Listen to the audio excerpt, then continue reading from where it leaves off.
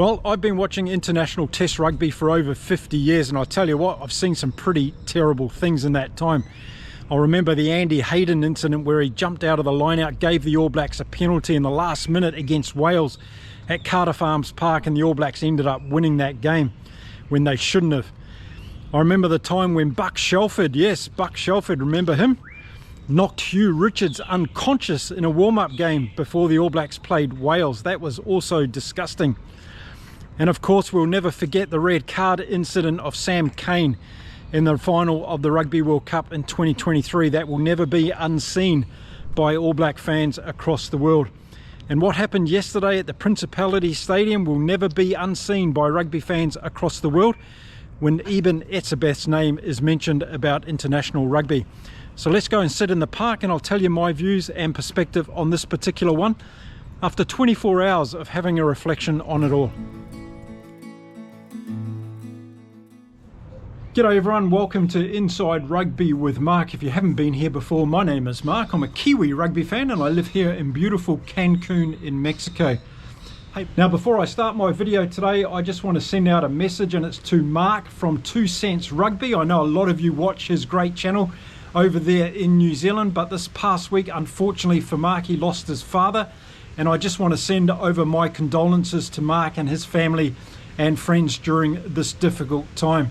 It doesn't matter that we've got separate YouTube channels. We're all part of the great big global rugby family, and I want to make sure that my wishes are sent out not only from myself but also all of the audience that watch my channel and watch Mark's channel as well.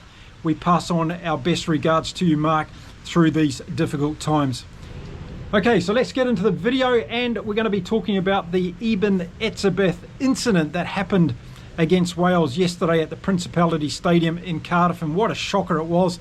And like many of you, up until that stage of the game, I was just reveling in the brilliance of the South African performance, and unfortunately something like this has just destroyed that for me and taken away all the gloss of what was going to be a fantastic end to the Springboks journey this year. Now a lot of you will say, well, it was just a thing, he made an error and all the rest of it. Yes, it was. But in this video, I want us to take away the fact that it was Eben Etzebeth. I want to put the spotlight on a rugby player on the field in an international test match doing something that brings the game into disrepute. It doesn't matter whether he's wearing a Springbok jersey, an Irish jersey, an All Black jersey, a Wallaby jersey. So Eben Etzebeth yesterday did something I think that shouldn't be stood for in our game. So after the game, of course, the internet blew up with everybody talking about the incident and not talking about the fantastic try scored by Sasha Feinberg and Ngomazulu, who beat 5 or 6 different Welsh players on the way to scoring a magnificent try. No, all that was overshadowed, unfortunately, along with the other 10 tries that South Africa scored in the game yesterday. And it was a shocking incident. And I wanted to break it down into different segments and having a look at it today. Now take this as an example. If you were a human being who was outside the stadium yesterday and you might have been enjoying a cold beer and a nice lunch at one of the Cardiff pubs before the game, and someone came up to you and poked you in the eye or eye gouged you while you were sitting down, and the police were alerted and they came along and arrested you, well, there's actually a law in the UK under Section 20, grievous bodily harm, and if you're found guilty of that, the worst punishment that you can endure is 5 years in prison and a £26,000 fine. So there we go. Outside of the stadium you can be arrested and put in prison for doing something like that. Inside the stadium as a rugby player, well, we don't know what the punishment is going to be for Etzebeth at this stage, but I hope it's very severe. And why should rugby players inside a rugby stadium be treated any differently than a civil person outside on the streets? That's something I think we need to consider in this conversation as well. But as I say, up until that stage of the game, it was a brilliant performance by the Springboks. I was marvelling once again at their ability to be able to control the game, not only through the forwards, but their creativity in the back line. And we saw standout performances from the likes of Andre Esterhuizen, of course, Sasha Feinberg and Ngomazulu. Quagga Smith, when he came on, was absolutely brilliant as well. But we also saw brilliant performances again from the likes of Gerhard Steenenkamp and Wilco Low, who is certainly putting the forwards name up front and centre yesterday. But it was the incident of Eben Etzebeth that's left such a sour taste in so many rugby fans across the world this morning because of what actually happened. A guy of his stature, someone that's been in the game, the most capped Springbok rugby player of all time, and he had a conscious decision to make when he got harassed by Alex Mann in that dispute, and that's something that I want to say in this as well. Sure, he might have been antagonised by Alex Mann in whatever way. I don't know what it was. I didn't see that. But what I did see is I saw the retaliation by Eben Etzebeth, one of the world-class players in my opinion. I've admired him throughout his entire career. I've watched his entire career unfold. I've seen him on the beatings of some big games by the New Zealand All Blacks. I've also seen him as part of the back-to-back Rugby World Cup winning team. So he's got to endure a lot in his lifetime as a rugby player. And what happened yesterday at the Principality Stadium was a shame.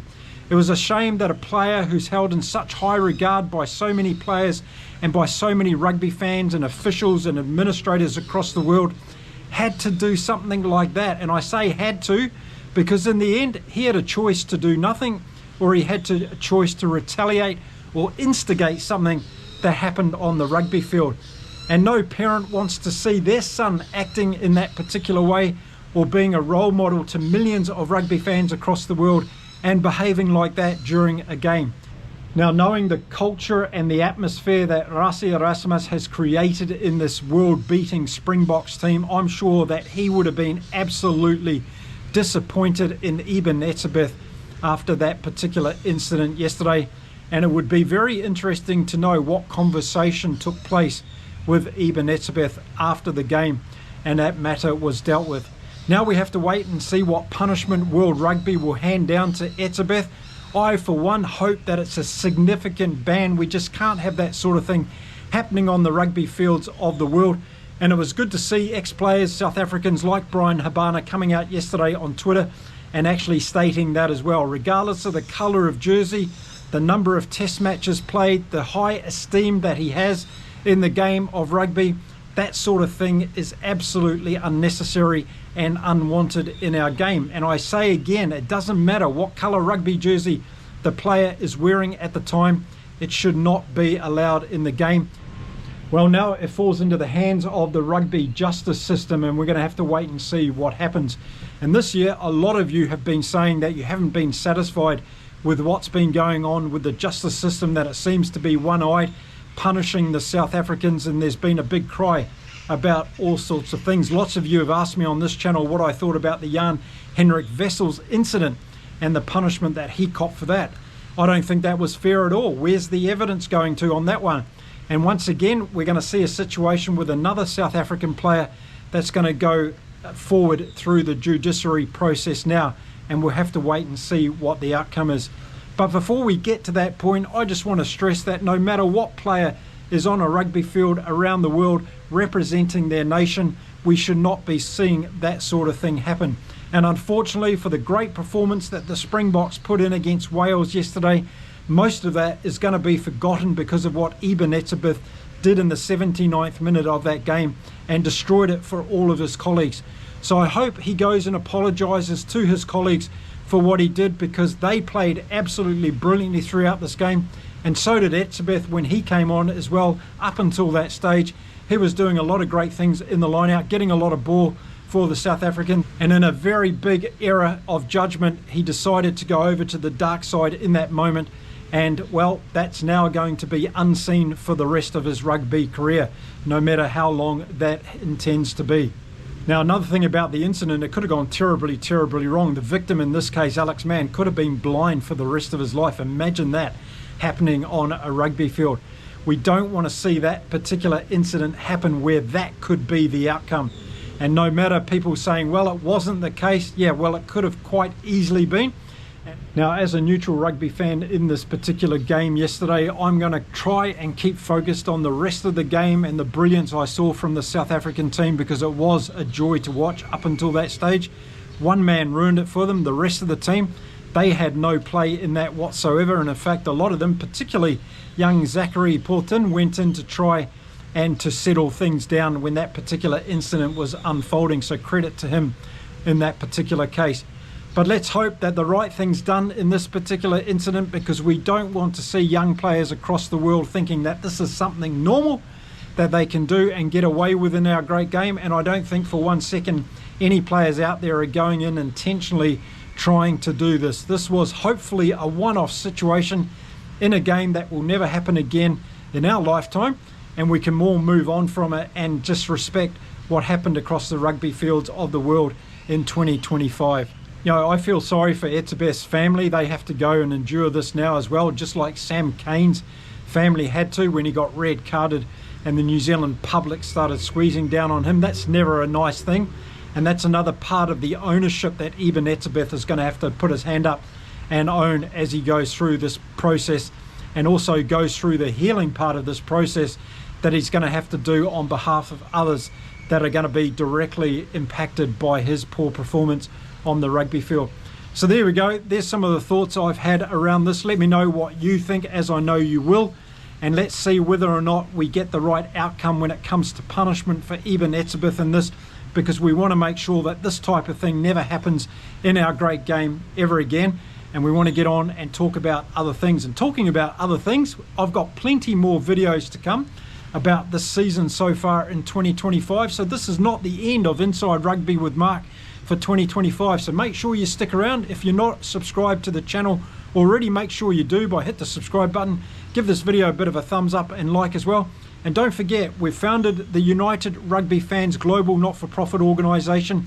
It's the first global fan-led movement in the world of rugby to give you a louder voice in the game. Yes, we're creating an organisation for you, the rugby fans of the world. There's over 500 million of you, and we want you to have a greater say in the game, around the laws, around officiating, around the investment that's going into the game, the investment of the youth in the game, the investment in the women in the game, and the spread of rugby across the world.